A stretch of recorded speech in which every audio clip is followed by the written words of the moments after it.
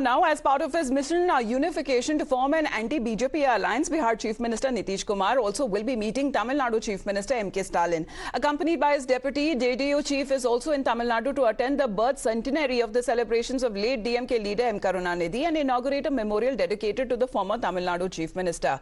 However, this visit is also coming way ahead of the much anticipated opposition solidarity meeting that will be held in Patna on the 23rd of this month. But ahead of this display of Nitish's effort to bring together different and various opposition party leaders against the BJP, there has been setbacks as well in store. With his ally Jitin Ram Manchhi, Hindustani Awam Morcha withdrawing support for the Nitish Sarkar in Bihar, and of course when it comes to the tutu meme that has been already witnessed as far as the opposition party leaders within themselves is concerned.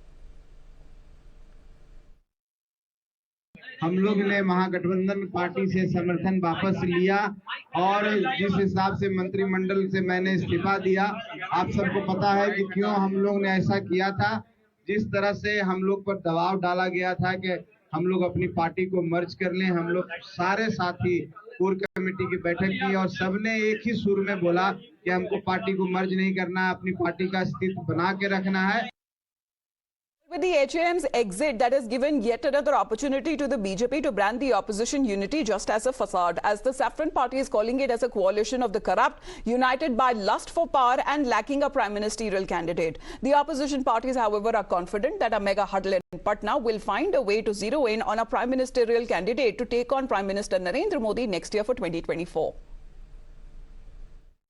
इसके बारे में भी अवश्य बताएं, गठबंधन का नेता कौन है, क्या इनकी नीति है और ये जो नीयत में खोट है क्या इसको भी छोड़ेंगे। तो मेरा अनुरोध रहेगा जितनी पार्टियों के नेता वहां पर जाएं वो नीतीश कुमार जी से अवश्य पूछें, ये घोटाले एक के बाद दूसरा जो बिहार का बाहर आ रहा है इसके ऊपर इन विपक्षी दलों का क्या कहना है। 9 साल में हमारी अनपढ़ सरकार के एक भी मंत्री जेल में नहीं गए, न एक भी मंत्री को करप्शन के लिए इस्तीफा देना पड़ा। 2 मंत्री तो अभी दिल्ली में जेल में हैं और 2 मंत्रियों का 1.5 साल में राजस्थान में इस्तीफा हो चुका है। दूसरा, कौन सी नई चीज केजरीवाल जी ने देश में की? एक आध बताएं। शिक्षा शिक्षा बोलते हैं, क्या शिक्षा हुई? शिक्षा में सबसे ज्यादा रिनोवेशन करप्शन हुआ है वहां। फ्री बीज, सरकार के पैसे को फोकट में देना, ये देश को, प्रदेश को उन्नति के रास्ते में ले जाने वाली अर्थव्यवस्था नहीं है। तो ये सिर्फ सिगुफेबाज लोग हैं, कोई गंभीरता नहीं है। मैं सिर्फ एक बात कर रहा हूं, विपक्षी एकता तो हो रही है, होगी। भाजपा 100 सीटों के अंदर समेट देंगे।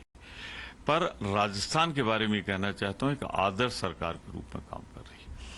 श्रेष्ठतम और वरिष्ठतम मुख्यमंत्री हैं गहलोत जी। जो योजनाएं उन्होंने स्वास्थ्य के बारे में चलाई हैं, महिलाओं के बारे में चलाई हैं, गरीबों के बारे में चलाई है, उसका भी जिक्र हो। अब एक दूसरे से राजनीति में भाई नहीं कहा जाएगा, बहन नहीं कहा जाएगा, तो क्या गाली दी जाएगी। और भ्रष्टाचार की बात तो आप ना करें। जिसके 2 मंत्री अंदर हों वो भ्रष्टाचार के लिए सलाह न दें। Well, those have been the reactions that have been coming in from the opposition's part. We will be standing by for today's visit, and also that is going to expected to happen between the chief ministers of Bihar and Tamil Nadu today. Back after a short break, the morning news continues.